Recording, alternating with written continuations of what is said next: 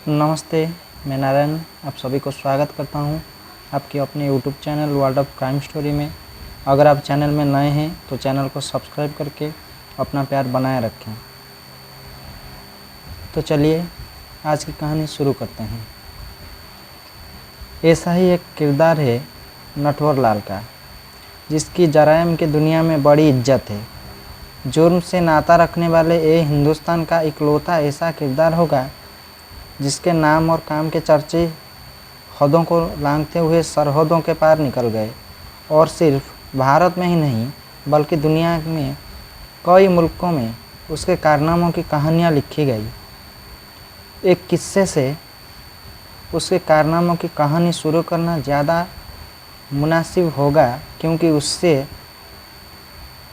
उसके तेज़ दिमाग और हाजिर जवाबी का अंदाज़ा भी हो जाएगा। किस्सा कानपुर की एक अदालत का है और बात 80 के दशक की है। जिस नटवर लाल के किस्से हम सब आँख नाक कान खोलकर सुनते हैं, वो उन दिनों कानपुर की जेल में बंद था और तारीख पर अदालत में पेश किया गया। उसके कारनामों की लंबी फहरिस्त देखने के बाद जज साहब ने उससे पूछ लिया कि ये सब क्यों करते हैं, तुम्हें मुजरिम बनना अच्छा लगता है क्या?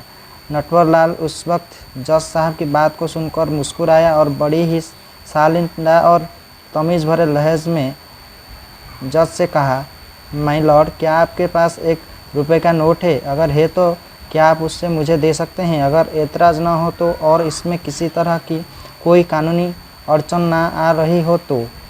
जज ने नटवर लाल की बात सुनी और अपने पर्स से ₹1 का नोट निकालकर उससे थमा दिया। नटवर लाल ने वो नोट हाथ में लिया और फिर उससे जेब में रख लिया और नोट को जेब में रखते ही जज से कहा, हुजूर, बस मैं यही करता हूँ। मैं किसी से उसकी सुविधा के मुताबिक कुछ मांगता हूँ और वो अपनी सुविधा के हिसाब से मांगी हुई चीज़ हमें पकड़ा देता है और मैं उसे अपने पास रख लेता हूँ। बस इतने के लिए ही मुझे मुजरिम बना दिया जाता है। नटवर लाल का ये जवाब सुनकर न सिर्फ जज साहब मुस्कुराए बल्कि अदालत में मौजूद हर शख्स खिलखिलाकर हंस पड़ा। हालांकि जज ने उसको रिहा नहीं किया, लेकिन उसकी सज़ा में दी जा रही सख्ती को थोड़ा कम जरूर कर दिया। मगर अपने फैसले में ये लिखना नहीं भूले कि मिथिलेश कुमार श्रीवास्तव वाकई बेहद तेज़ दिमाग और हाजिर जवाब के साथ साथ बातचीत में माहिर भी है, इसीलिए ये दूसरे अपराधियों के मुकाबले ज़्यादा खतरनाक है। इस किस्से से नटवर लाल से तो आपका तारुफ हो गया। अब जब तारुफ की बात शुरू हुई है तो चलिए आपको नटवर लाल से पूरी तरह से मिलवा देते हैं, ताकि ये अंदाज़ा हो जाए कि ये नटवर लाल क्यों दुनिया का सबसे खतरनाक और चालाक इंसान था और क्यों उससे ये नाम भी मिला। 1912 को बिहार के सीवान जिले के बंगरा गांव में मिथिलेश कुमार श्रीवास्तव पैदा हुआ था और छोटी सी ही उम्र में उसने अपने कारनामों की झलक दे दी थी। कोई बच्चा अच्छा गाता है, कोई अच्छा नाचता है, कोई खिलाड़ी बनकर नाम कमाता है, तो किसी के हाथ में ऐसा हुनर होता है जिसे सभी दाद देते हैं और सराहते हैं। लेकिन मिथिलेश कुमार श्रीवास्तव एक हुनरमंद चोर था, ऐसा हुनरमंद कि जिसकी चोरी करता था वो भी उसकी तारीफ दिए बिना नहीं रह पाता था। मिथिलेश कुमार श्रीवास्तव की नटवर लाल बनने की शुरुआत उसके पड़ोस से ही हुआ कि जब वो छोटा था तो पढ़ने में काफ़ी तेज़ था। एक बार मिथिलेश के पड़ोस में रहने वाले पड़ोसी ने एक चेक देकर उसे बैंक से भुना कर लाने को कहा। वो सिर्फ ₹10 का चेक था। उस चेक को देखकर मिथिलेश कुमार की आंखें चमक उठी। चेक में दस्तखत को उसने बड़े गौर से देखा। चेक लेकर बैंक जाने से पहले मिथिलेश कुमार ने दस्तखत की जमकर प्रैक्टिस की और फिर जाकर बैंक से चेक भुना लिया। लेकिन उसके बाद मिथिलेश ने अगले कुछ दिनों में करीब 10 बार बैंक के नकली दस्तखत से ₹1000 निकाल लिए। इसका पता जब पड़ोसी को लगा तो उन्होंने बैंक में तफ्तीश की तो पता चला कि नकली दस्तखत वाले चेक से उसी मिथिलेश ने पैसे निकाले हैं। मगर ये देखकर बैंक वाले भी ताजुब करने लगे कि असली और नकली दस्तखत एकदम हूबहू थे।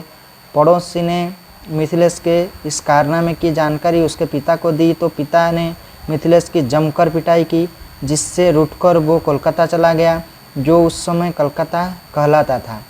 कोलकाता में मिथिलेश कुमार श्रीवास्तव ने अपनी पढ़ाई पूरी की। वहीं मिथिलेश ने एक कॉटन कारोबारी सेठ के यहाँ नौकरी कर ली। उसके तेज़ दिमाग की बदौलत कारोबारी ने अपने बच्चे को ट्यूशन पढ़ाने के लिए उससे कह दिया। सिलसिला यूं ही चलता रहा। एक रोज़ मिथिलेश ने अपनी पढ़ाई को आगे बढ़ाने के लिए सेठ से कुछ पैसे उधार मांगे, लेकिन सेठ ने उसे पैसा देने से इनकार कर दिया। सेठ का वो इनकार मिथिलेश को अखर गया। उसके बाद उसने उस सेठ को रुई की गांठ की खरीद में उस वक्त के 4.5 लाख रुपए की चौपत लगाई और वहां से निकल भागा। यहाँ से मिथिलेश कुमार जमाने के लिए नटवरलाल हो गया। कानून की पढ़ाई कर चुके मिथिलेश कुमार को कानून की बारीकियों का अच्छी तरह अंदाज़ा हो गया था। लिहाजा उसने कानून की उन्हीं कमजोरियों को अपना हथियार बनाया और बड़े बड़े नेताओं और बड़े नामचीन लोगों के नाम से सैकड़ों ठगी की वारदात को अंजाम दिया। हालांकि जरायम की दुनिया में जब मिथिलेश कुमार उर्फ नटवरलाल नया ही था, तभी उसने रेलवे के लोको शेड से कई टन स्टील की चद्दरों का सौदा करना चाहा, मगर कामयाब न हो सका। वो शायद ऐसा पहला ठग था जिसने तत्कालीन प्रधानमंत्री राजीव गांधी का नाम लेकर ऐसी ठगी की जिसे सुनकर राजीव गांधी ने भी माथा पकड़ लिया था। असल में उस वक्त राजीव गांधी प्रधानमंत्री थे, जबकि उनकी कैबिनेट में नारायण दत्त तिवारी वित्त मंत्री हुआ करते थे। नटवरलाल कन्नट प्लेस में एक मशहूर घड़ी की दुकान पर एक सफ़ेद रंग की एम्बेसडर कार से पहुंचा, जिस पर लाल बत्ती लगी हुई थी, और खुद का तारुफ नारायण दत्त तिवारी के पीए के तौर पर दिया।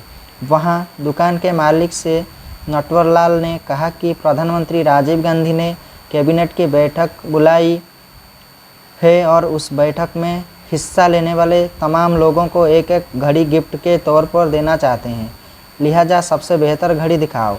नटवरलाल ने दुकान की सबसे बेहतरीन घड़ी को सिलेक्ट किया और करीब 93 घड़ियों का ऑर्डर दे दिया। अगले रोज़ घड़ियों को ले जाने के वायदे के साथ नटवरलाल उस रोज़ वहां से चला गया। अगले रोज़ वो 2 एम्बेसडर गाड़ियों के साथ आया और घड़ियों को लेने के साथ ही साथ वो दुकान के एक मैनेजर को अपने साथ ले गया और साउथ ब्लॉक चला गया। साउथ ब्लॉक में दफ्तर के भीतर जाकर थोड़ी देर बाद वो एक चेक लेकर लौटा जिस पर 35,935 की रकम लिखी हुई थी। अगले रोज़ जब घड़ी की दुकान के मालिक ने चेक को बैंक में जमा किया तो पता चला कि वो चेक फर्जी है। दुकानदार को समझते देर नहीं लगी कि वो ठगी का शिकार हो गया। इत्तेफाक से दुकानदार ने नटवरलाल के किस्से भी सुन रखे थे। क्या अजीब इत्तेफाक है कि जिस सिवान जिले से देश के पहले राष्ट्रपति डॉक्टर राजेंद्र प्रसाद का रिश्ता था, उसी सिवान से ही नटवरलाल ताल्लुक़ रखता था। एक बार नटवरलाल को राष्ट्रपति राजेंद्र प्रसाद से मिलने का मौका मिला जब वो एक दौरे पर सिवान गए थे। डॉक्टर राजेंद्र प्रसाद से मुलाकात करने के साथ ही नटवरलाल ने अपना हुनर भी दिखा दिया था। नटवरलाल ने डॉक्टर राजेंद्र प्रसाद के दस्तखत हूबहू करके उन्हें भी चौंका दिया था। नटवरलाल की हिमाकत तो देखिए कि उसने भारत के राष्ट्रपति को एक चिट्ठी लिखी जिसमें उसने साफ साफ लिखा था कि अगर भारत की सरकार उसका साथ दे तो वो देश का सारा कर्ज उतार सकता है। हालांकि उसकी इस चिट्ठी को कूड़े के डिब्बे में फेंक दिया गया था, मगर उसकी इस हिमाकत का चर्चा उस वक्त की सबसे बड़ी बात मानी जाती थी।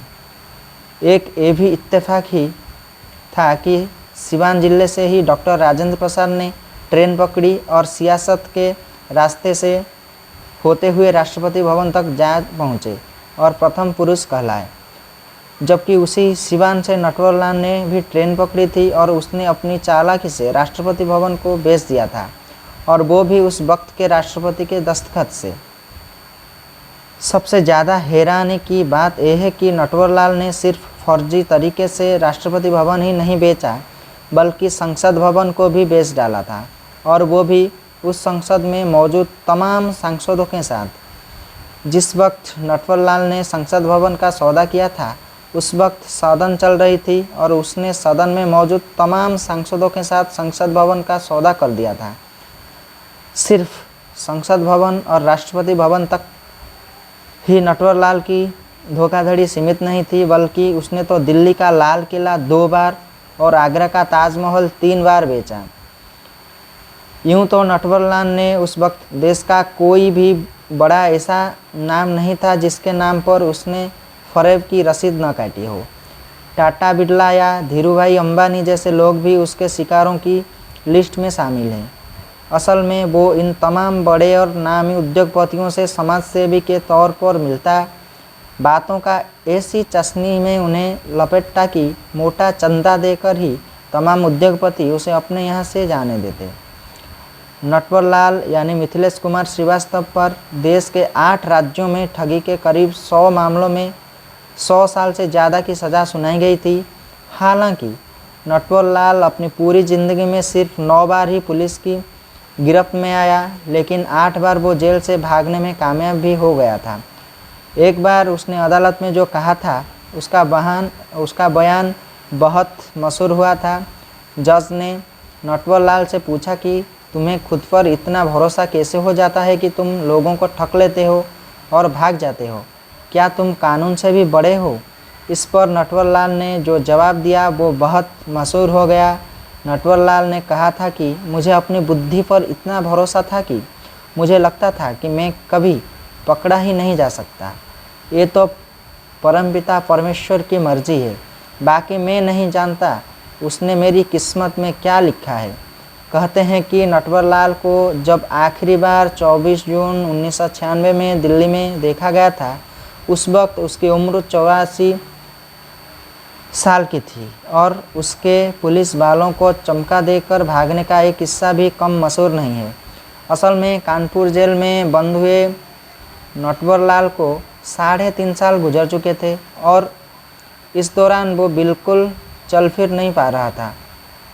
पुलिस ने उसके पैरों का इलाज भी करवाया, लेकिन कोई फ़र्क नहीं पड़ा।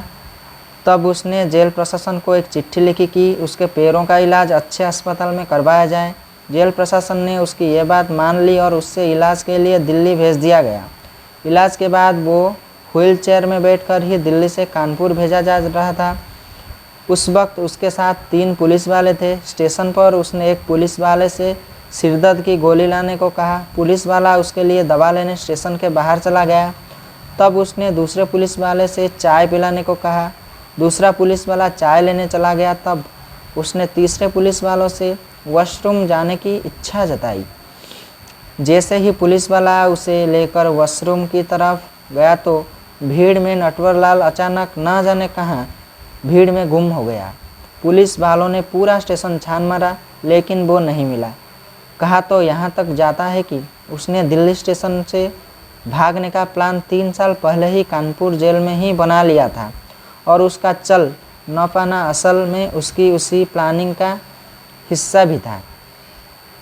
कहा जाता है कि नटवरलाल 1996 में ही एक हादसे का शिकार हो गया था, जिसके बारे में नटवरलाल के भाई गंगा प्रसाद श्रीवास्तव ने पुलिस को बताया था कि रांची में ही नटवरलाल का अंतिम संस्कार कर दिया था, लेकिन पुलिस महकमा इस बात को आज तक मानने को तैयार नहीं है। तो आज की कहानी में इतना ही। मिलते हैं एक नए कहानी के साथ। जय हिंद, जय भारत।